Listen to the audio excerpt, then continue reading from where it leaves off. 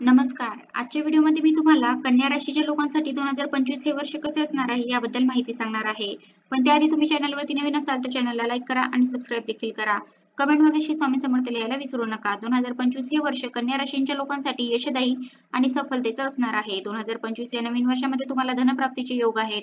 त्याचबरोबर नवीन घर खरेदी करण्याचा सुद्धा योग आहे. आणखीन कोणत्या चांगल्या गोष्टी 2025 मध्ये घडणार आहेत चला जाणून घेऊया. प्रत्येक काम अगदी परफेक्ट अर्थात परिपूर्णतेने करण्याची ज्यांची इच्छा असते आणि ज्यांचा प्रयत्न असतो अशी कन्या राशीचे लोक. कन्या राशीच्या लोकांना यश कसे मिळतं तर त्यांच्या या स्वभावामुळे. प्रत्येक गोष्ट अगदी परफेक्ट, पण कधी कधी थोडासा त्रास याचा इतरांना सुद्धा होतो, कारण हे इतरांकडून सुद्धा अशाच परफेक्ट कामाची अपेक्षा करतात आणि समोरच्याने ते नाही केलं की मग मात्र त्यांची चिडचिड होते. पण असं जरी असलं ना तरी हिशोबात अगदी चूक असणारी आणि व्यवहार कौशल्य असणारी कन्या रास या कन्या राशीसाठी 2025 हे वर्ष अनेक चांगल्या घटना घेऊन आलंय. त्यापैकी ज्या आर्थिक घटना आहेत त्याबद्दल आधी बोलूया. आर्थिकदृष्ट्या 2025 हे वर्ष कन्या राशीसाठी चांगलं असू शकतं. तुमच्या प्रयत्नांना यश मिळेल. तुम्ही चांगले पैसे कमवण्यात यशस्वी व्हाल असं आपण म्हणू शकतो. त्याचबरोबर यावर्षी तुम्ही चांगली बचत करण्यात सुद्धा यशस्वी व्हाल. आता बचत केली की सहजच माणसाला गुंतवणूक करावीशी वाटते, पण गुंतवणुकीच्या दृष्टिकोनातून मात्र तुम्हाला थोडे सावध राहण्याची गरज आहे.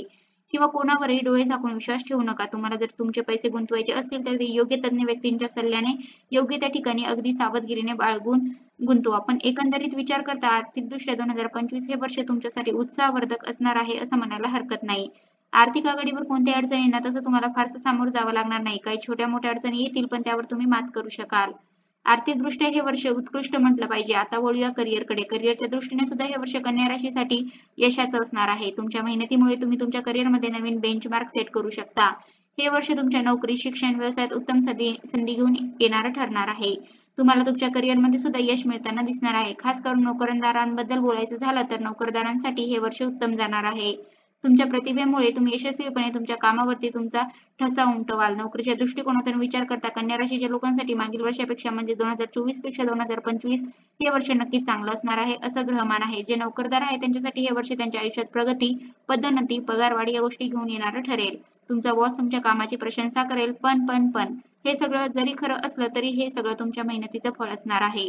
त्यामुळे मेहनत, प्रामाणिक प्रयत्न, कष्ट तुम्हाला करायचेच आहेत. प्रामाणिक मेहनतीनेच तुम्ही हे सगळं साध्य करू शकणार आहात. आता बोलूया व्यवसाय करणाऱ्या लोकांबद्दल. आता व्यावसायिकांबद्दल सांगायचं झालं तर त्यांच्यासाठी 2025 हे वर्ष थोडंसं संमिश्र परिणाम देऊ शकतं. संमिश्र म्हणजे काय? कुछ खट्टा कुछ मीठा असं म्हणू शकतो. तुम्हाला व्यवसायातले काही महत्त्वाचे निर्णय घेताना थोडा संयम ठेवावा लागेल. त्याचबरोबर मागच्या अनुभवांचा सुद्धा फायदा घ्यावा लागेल.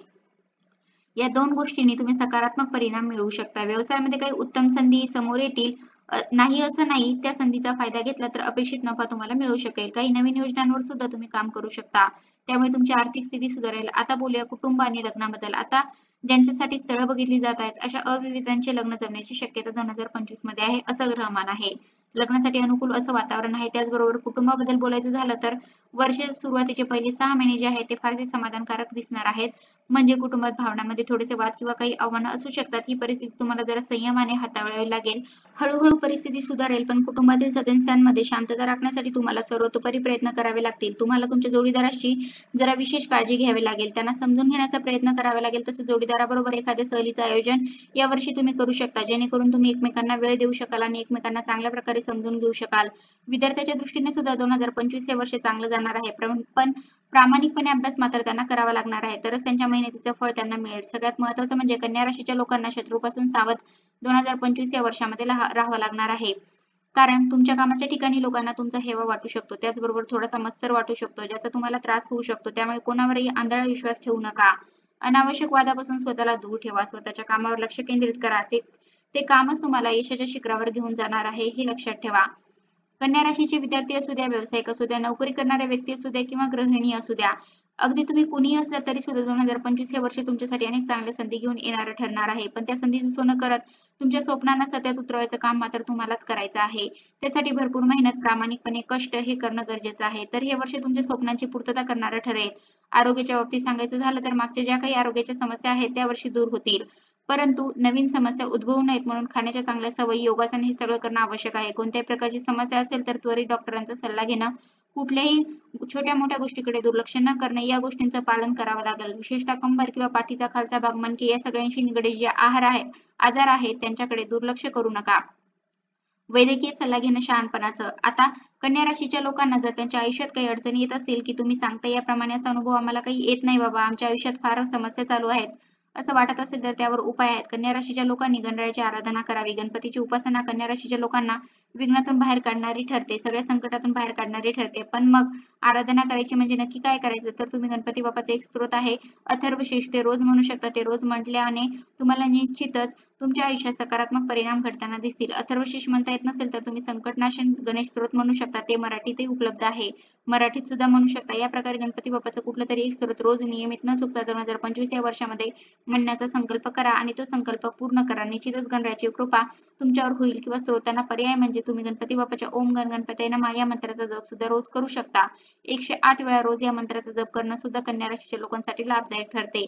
रोज जमत नसेल तर दर बुधवारी किंवा दर मंगळवारी करण्याचा नियम तुम्ही करू शकता. गणपती बाप्पाची कृपा व्हावी म्हणून चतुर्थीचे व्रत करायला सांगितलं जातं. ते करणं सुद्धा लाभदायक ठरतं. या सगळ्या गोष्टी एकदम केल्या पाहिजेत असं नाही. तुमच्या आयुष्यातल्या समस्या दूर व्हाव्यात म्हणून तुम्ही यापैकी कुठल्याही एक उपाय निवडू शकता. पण तो उपाय नियमित करणं मात्र आवश्यक आहे. तसंच श्रद्धा भक्तीने करणं गरजेचं आहे. तर अशा प्रकारे आजच्या व्हिडिओमध्ये मी तुम्हाला कन्या राशीच्या लोकांसाठी 2025 हे वर्ष कसे असणार आहे याबद्दल माहिती सांगण्याचा प्रयत्न केला आहे. कसा वाटला तुम्हाला माझा आजचा व्हिडिओ कमेंट करून नक्की सांगा. धन्यवाद.